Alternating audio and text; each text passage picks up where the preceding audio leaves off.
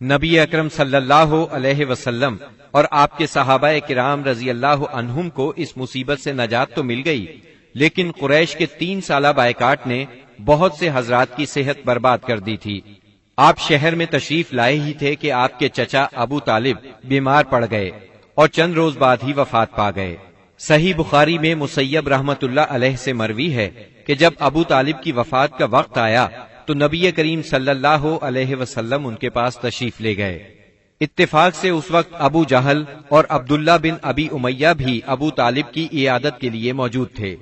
رسول اللہ صلی اللہ علیہ وسلم نے فرمایا، چچا جان، آپ لا الہ الا اللہ کہہ دیجئے، بس ایک کلمہ جس کے ذریعے میں اللہ تعالی کے پاس آپ کے لیے حجت پیش کر سکوں گا۔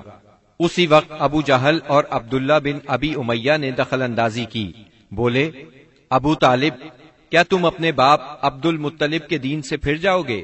یہ سن کر ابو طالب ذرا دیر کے لیے رکے، پھر بولے، میں عبد المطلب کے دین پر مرتا ہوں۔ اس کے بعد ابو طالب نے آپ کی طرف دیکھا اور کہا، میں کلمہ شہادت کہہ دیتا، لیکن قریش کہیں گے کہ ابو طالب موت سے ڈر گیا۔ یہ سن کر آپ نے فرمایا، میں آپ کے لیے مغفرت کی دعا کرتا رہوں گا جب تک اللہ مجھے ایسا کرنے سے منع نہ کر دے۔ اس پر سورہ توبہ کی آیت 113 نازل ہوئی۔ نبی اور اہل ایمان کے لیے درست نہیں کہ مشرکین کے لیے دعائے مغفرت کریں، اگرچہ وہ قرابت دار ہی کیوں نہ ہوں، جبکہ ان پر واضح ہو چکا ہے کہ وہ جہنمی ہیں۔ جناب ابو طالب کی وفات کے چند روز بعد سیدہ خدیجہ رضی اللہ عنہا نے انتقال فرمایا۔ آپ اپنے شفیق چچا کی وفات کے صدمے سے ابھی سنبھلے بھی نہیں تھے کہ سیدہ خدیجہ رضی اللہ عنہا جیسی جانثار اور غم گسار رفیقہ حیات دنیا سے رخصت ہو گئیں۔ ان کی وفات نبوت کے 10ویں سال ماہ رمضان میں ہوئی۔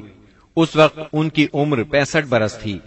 رسول اللہ صلی اللہ علیہ وسلم کا ارشاد ہے، جس وقت لوگوں نے میرے ساتھ کفر کیا وہ مجھ پر ایمان لائیں، جس وقت لوگوں نے مجھے جھٹلایا انہوں نے میری تصدیق کی، جس وقت لوگوں نے مجھے محروم کیا انہوں نے مجھے اپنے مال میں شریک کیا، اور اللہ نے مجھے ان سے اولاد دی اور دوسری بیویوں سے کوئی اولاد نہ دی۔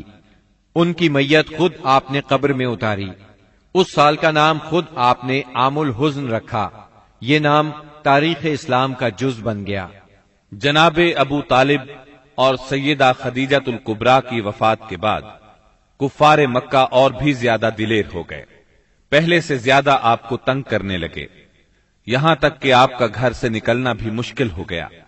ابو طالب کی وفات پر ابو لہب بنو ہاشم کا سردار بنا۔ شروع ہی میں اس نے اعلان کر دیا کہ آپ اپنے اقوال اور اعمال کے ذمہ دار ہیں۔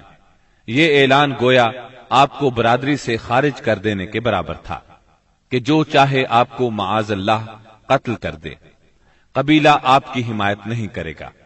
آخر کار آپ شوال 10 نبوت اواخر مئی یا اوائل جون 619 عیسوی کو اس ارادے سے طائف تشریف لے گئے کہ بنی ثقیف کو اسلام کی طرف بلائیں، اور اگر وہ اسلام قبول نہ کریں تو انہیں کم از کم اس بات پر آمادہ کریں کہ وہ آپ کو اپنے ہاں چین سے بیٹھ کر کام کرنے کا موقع دیں۔ طائف مکہ معظمہ سے 60 میل کے فاصلے پر پہاڑوں میں ایک سرسبز و شاداب مقام ہے، جو اپنی خوشگوار آب و ہوا کی وجہ سے اہل حجاز کے لیے ایک صحت افزا مقام کی حیثیت رکھتا ہے۔ جس وقت آپ نے طائف کا سفر اختیار کیا، وہاں قبیلہ بنو ثقیف برسر اقتدار تھا۔ آپ کو اس وقت کوئی سواری تک میسر نہیں تھی۔ مکہ معظمہ سے طائف تک کا سفر آپ نے پیدل طے کیا۔ آپ کے ساتھ صرف زید بن حارثہ رضی اللہ عنہ تھے۔ راستے میں جس قبیلے سے گزر ہوتا اسے اسلام کی دعوت دیتے، لیکن کسی نے بھی دعوت قبول نہ کی۔ وہاں پہنچ کر آپ نے 10 دن قیام فرمایا۔ اس قیام کے دوران ثقیف کے 3 سرداروں کے پاس گئے جو آپس میں بھائی تھے، جن کے نام یہ ہیں: عبد یالیل، مسعود اور حبیب۔ ان کے والد کا نام عمرو بن عمیر ثقفی تھا۔ آپ نے انہیں اللہ کی اطاعت اور اسلام کی مدد کی دعوت دی۔ انہوں نے انکار کر دیا اور خوف محسوس کیا کہ کہیں ان کا نوجوان طبقہ آپ کی تبلیغ سے متاثر نہ ہو جائے۔ مجبوراً آپ کو طائف چھوڑنا پڑا۔ جب آپ وہاں سے نکلے تو ثقیف کے سرداروں نے اپنے ہاں کے لفنگوں کو آپ کے پیچھے لگا دیا. وہ راستے کے دونوں طرف دور تک آپ پر آوازیں کستے چلے گئے. انہوں نے گالیاں بھی دی اور پتھر بھی مارے. اس قدر پتھر مارے کہ آپ زخموں سے چور ہو گئے اور اس قدر خون نکلا کہ آپ کے جوتے مبارک بھی. اس حالت میں آپ عتبہ اور شیبہ ابنائے ربیہ کے ایک باغ میں بیٹھ گئے. یہ باغ طائف سے 3 میل کے فاصلے پر واقع تھا. باغ میں ایک دیوار سے ٹیک لگا کر انگور کی بیل کے سائے میں بیٹھ گئے. جو کچھ پیش آیا اس پر سوچ بچار کر رہے تھے. چنانچہ آپ نے ایک رقت انگیز دعا فرمائی جو دعائے مستضعفین کے نام سے مشہور ہے، جس کا مفہوم یہ ہے: الہی میں تجھ سے اپنی کمزوری و بے بسی اور لوگوں کے نزدیک اپنی بے قدری کا شکوہ کرتا ہوں. یا ارحم الراحمین، تو کمزوروں کا رب ہے، تو میرا بھی رب ہے. تو مجھے کس کے حوالے کر رہا ہے؟ کیا کسی بیگانے کے جو میرے ساتھ تندی سے پیش آئے، یا کسی دشمن کے جسے تو نے میرے معاملے کا مالک بنا دیا ہے؟ اگر مجھ پر تیرا غضب نہیں ہے تو کوئی پرواہ نہیں، لیکن تیری عافیت میرے لیے زیادہ کشادہ ہے. میں تیرے چہرے کے اس نور کی پناہ چاہتا ہوں جس سے تاریکیاں روشن ہو گئیں اور جس سے دنیا اور آخرت کے معاملات درست ہوئے کہ تو مجھ پر اپنا غضب نازل کرے یا تیرا عتاب مجھ پر وارد ہو. مجھے تیری رضا مطلوب ہے، یہاں تک کہ تو خوش ہو جائے، اور تیرے بغیر کوئی زور اور طاقت نہیں. واپسی پر آپ بہت دل شکستہ تھے، غمگین تھے. جب آپ قرن المنازل کے قریب پہنچے تو محسوس ہوا آسمان پر ایک بادل سا چھایا ہوا ہے. نظر اٹھائی تو جبرائیل علیہ السلام سامنے تھے. انہوں نے کہا، آپ کی قوم نے جو جواب آپ کو دیا اللہ نے اس کو سن لیا ہے. اب یہ پہاڑوں کا منتظم فرشتہ اللہ نے بھیجا ہے، جو آپ حکم دینا چاہیں دے سکتے ہیں. پھر پہاڑوں کے فرشتے نے آپ کو سلام کر کے عرض کیا، آپ فرمائیں تو دونوں طرف کے پہاڑ ان لوگوں پر الٹ دوں. آپ نے فرمایا، نہیں، بلکہ مجھے امید ہے کہ اللہ تعالیٰ ان کی نسل سے ایسے لوگ پیدا کرے گا جو صرف ایک اللہ کی عبادت کریں گے اور اس کے ساتھ کسی کو شریک نہیں ٹھہرائیں گے.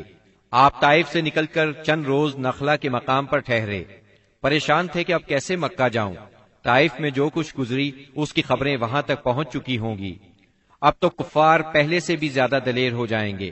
انہی دنوں کا ذکر ہے، ایک رات آپ نماز میں قرآن پڑھ رہے تھے کہ جنوں کے ایک گروہ کا ادھر سے گزر ہوا.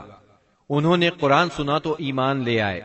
اپنی قوم میں جا کر تبلیغ شروع کر دی، اور اللہ نے اپنے نبی کو یہ خوشخبری سنائی کہ انسان اگرچہ آپ کی دعوت کو قبول نہیں کر رہے، مگر بہت سے جن اس کے گرویدہ ہو گئے ہیں اور اس دعوت کو اپنی جنس میں پھیلا رہے ہیں.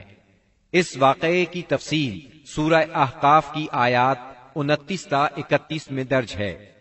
اور یاد کرو جب ہم نے آپ کی طرف جنوں کے ایک گروہ کو متوجہ کیا کہ وہ قرآن سنیں، پس جب نبی کے پاس پہنچ گئے تو ایک دوسرے سے کہنے لگے خاموش ہو جاؤ.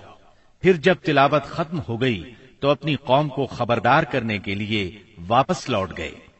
کہنے لگے، اے ہماری قوم، ہم نے یقیناً وہ کتاب سنی ہے جو موسیٰ کے بعد نازل کی گئی ہے، جو اپنے سے پہلی کتابوں کی تصدیق کرنے والی ہے، جو سچے دین اور راہ راست کی طرف راہبری کرتی ہے. اے ہماری قوم، اللہ کے بلانے والے کا کہا مانو، اس پر ایمان لاؤ تو اللہ تمہارے گناہ بخش دے گا اور تمہیں المناک عذاب سے پناہ دے گا. اس موقع پر جن آپ کے سامنے نہیں آئے تھے، نہ آپ نے ان کی آمد کو محسوس کیا تھا، بلکہ بعد میں اللہ نے وحی کے ذریعے سے آپ کو ان کے آنے اور قرآن سننے کی خبر دی. اس کے بعد تو جنوں کے پے در پے وفود حاضر ہونے لگے اور آپ سے ان کی آمنے سامنے ملاقاتیں ہوتی رہیں. چند روز بعد رسول اللہ صلی اللہ علیہ وسلم نخلا سے نکل کر مکہ معظمہ روانہ ہوئے.